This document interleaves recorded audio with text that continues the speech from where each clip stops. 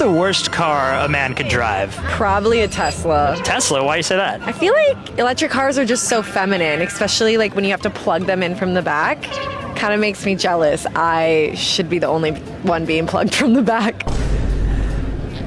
What's the craziest spring break story you heard? My friend sucked off the bouncer to get in the club. Wait.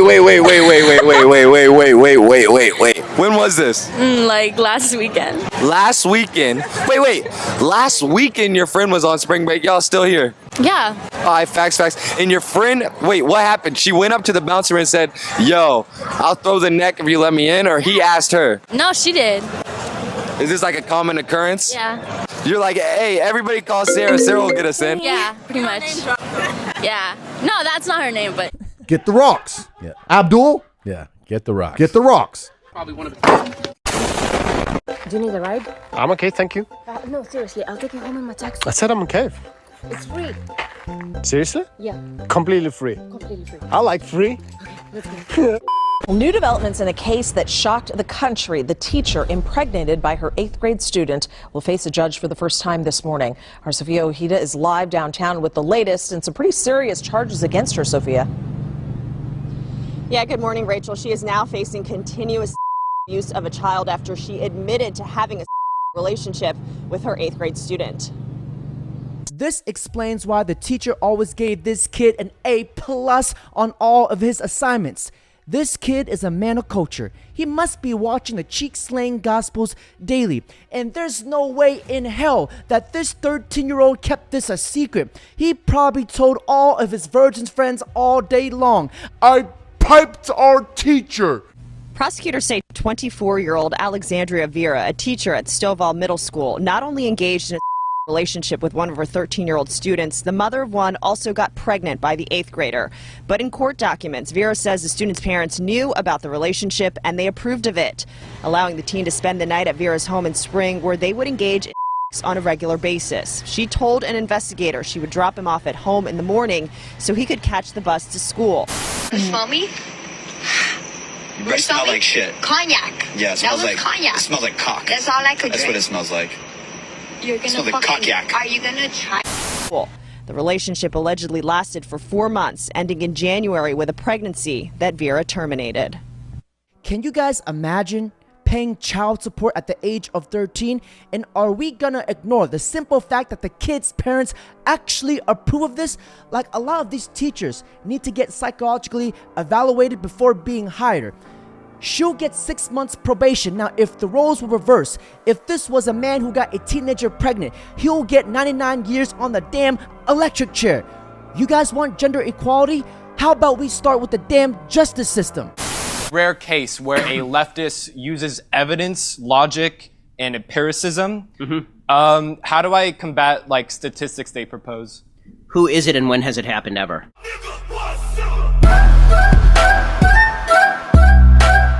You make a lot of good points about the censoriousness of the left and the outrageous things that's happening on US campuses now, where they are just shutting down debate and banning people and calling anyone they disagree with a fascist. But I guess it sort of gets undermined when you unleash these kind of primal forces that we're seeing in politics now. Give me a break. If I want to say that feminists are fat and ugly, which by the way most of them are, then I will. I was going to say that I feel like it's incredibly patronizing for you to paint these questions this way, especially as a white man. I don't expect you to be able to understand what people of color are actually saying. So, being a white man doesn't prevent me from being able to think and doesn't prevent me from being able to have reasoned perspectives on things. I didn't give up my right to be able to have an intellectual conversation when I was born. I know, but well, white men definitely feel like they're entitled to talk over me. They definitely feel like they're entitled to kind of minimalize my experiences, and they definitely feel like they are somehow exempt and so logical compared to women who are painted as emotional, right?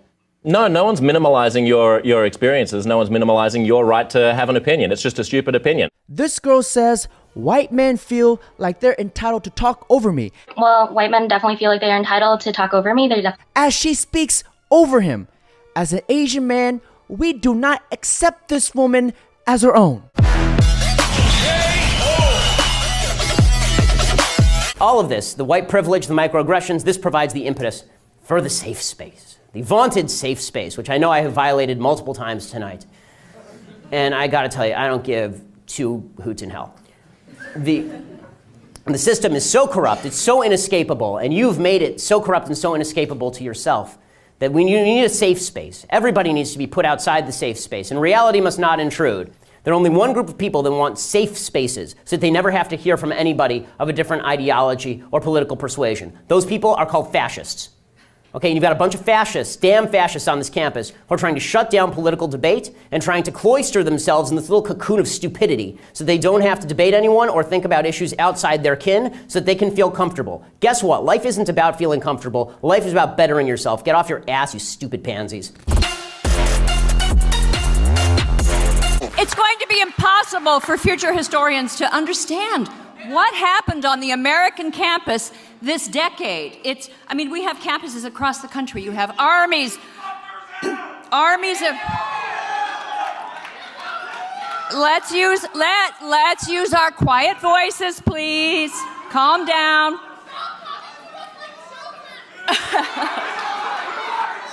Stop acting like a child, and I will. Peter, I just want to get one final thought from you. Are there words that are used to describe men that offend you? Not particularly, and if there are some I don't like, I certainly wouldn't want them banned. But it always goes back to that old adage: sticks and stones may break my bones, but there will always be something to offend a feminist. Peter Lloyd. No, that's just obnoxious. Peter Sorry, Lloyd, you have to give me a chance to respond to that. That is ridiculous. Sticks and stones may break my bones, but there's always something out there that offends a feminist. Then that feminist proceeds to get offended after that. Wait, I think we'll let you carry on this. That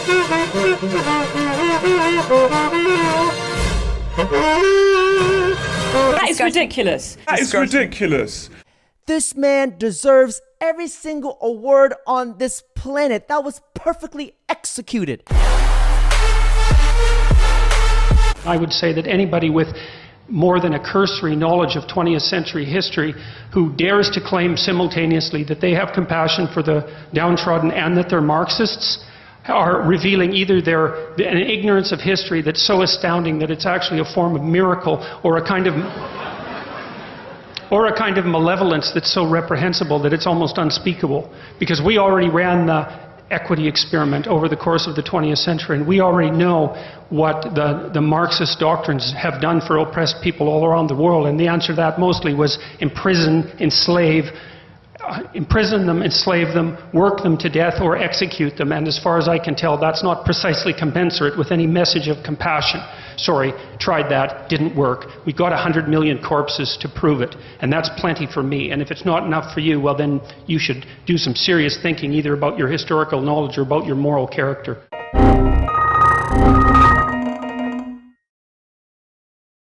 How do you say that some people don't have privilege when you basically just said that trans people aren't valid? They're not a thing. They're just girls pretending to be boys or boys pretending to be girls. Okay. The idea that sex or gender are malleable is not true. Okay, and I'm not denying your humanity if you're a transgender person. I am saying that you are not the sex to which you claim to be. You're still a human being, and you're a human being with an issue that I wish you Godspeed in dealing with in whatever way you see fit. But if you are going to dictate to me that I'm supposed to pretend that men are women and women are men, no. My answer is no. I'm not going to modify basic biology because it threatens your subjective sense of what you are. Mr. President, since you attacked CNN, can I ask you a question? John Roberts, go ahead, John. No. John Roberts, go ahead. CNN's fake news. I don't take questions. I don't take questions from CNN. CNN is fake news. I don't take questions from CNN. John Roberts of Fox. Let's go to a real network. I always thought CNN stood for Comedy News Network because how much of a joke it is. So seeing Donald Trump roast CNN, that was a top-tier moment in American history. Brexit is an amazing opportunity for Australia. I think the likelihood is we will end up dealing with Britain on the basis of an old friend as a trading partner. We know them, they know us. I think we'll both benefit enormously from additional trade.